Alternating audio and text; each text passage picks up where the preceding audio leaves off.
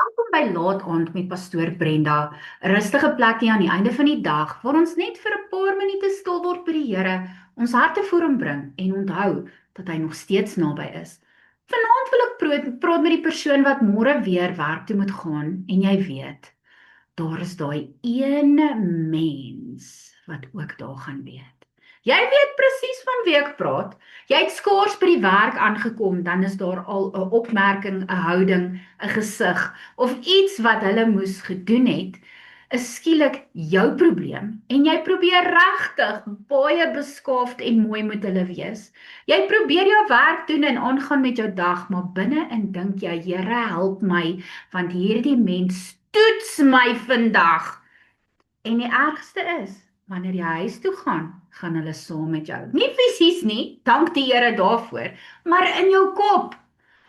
Jy speel die gesprekke oor en oor af. Jy dink aan wat hulle gesê het en wat jy eintlik moes geantwoord het.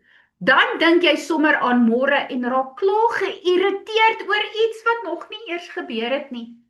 En dis waar ons moet oppas, want nou het daardie persoon nie net jou werksdag omgekrap nie, hulle het ook jou aand omgekrap.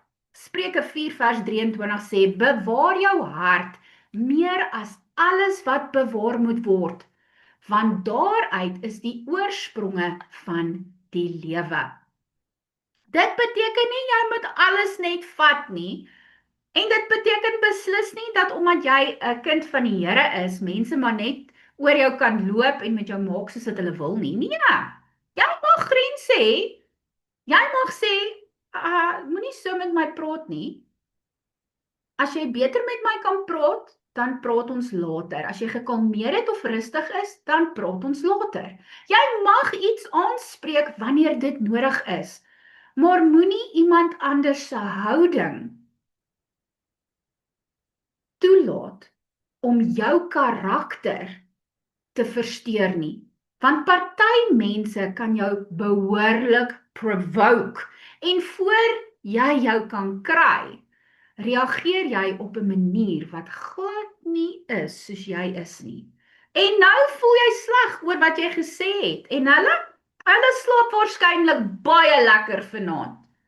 Romeine 12 vers 18 sê, as dit moontlik is, sover dit van julle afhang, leef in vrede met alle mense.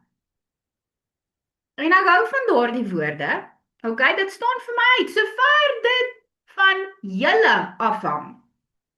Jy doen jou deel.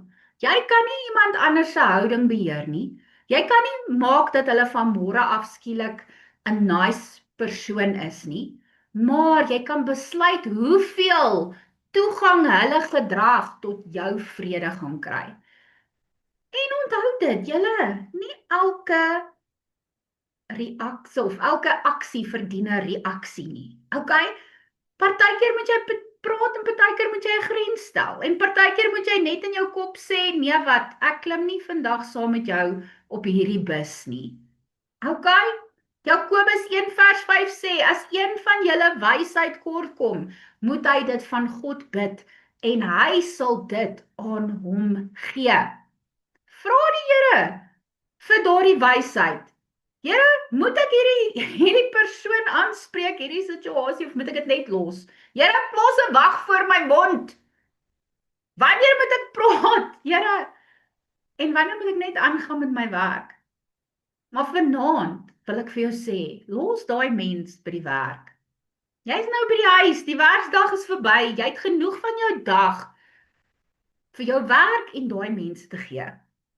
Hulle hoef nie om nou nog jou vrede ook te kry nie. Môre gaan jy weer werk toe, jy gaan weer jou werk doen, jy gaan jou grense hou, en met die Here se hulp, gaan jy nie toelaat dat iemand anders se gedrag bepaal hoe jou hele dag gaan lyk nie. Kom ons bid saam. Papa, vanaand bid ek vir elke persoon wat elke dag met iemand moet werk, wat hulle geduld behoorlik toets. U weet hoe uitputtend dit raak en hoe maklik hulle daardie frustrasie saam met hulle huis toe bring. Here, gee hulle wysheid vir môre, wys hulle wat hulle moet los, wat hulle moet aanspreek en waar hulle grense moet stel. Help hulle om nie in elke argument ingetrek te word nie en gee hulle die regte woorde wanneer hulle wel moet praat.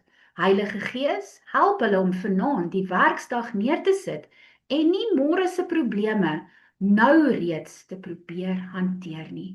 Ons bid dit alles in die groot en magtige naam van Jesus Christus.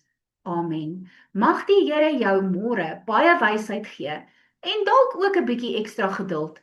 Mag daai een persoon by die werk nie jou vrede steel nie. Mag jy 'n wonderlike, geseënde aand hê. Shalom.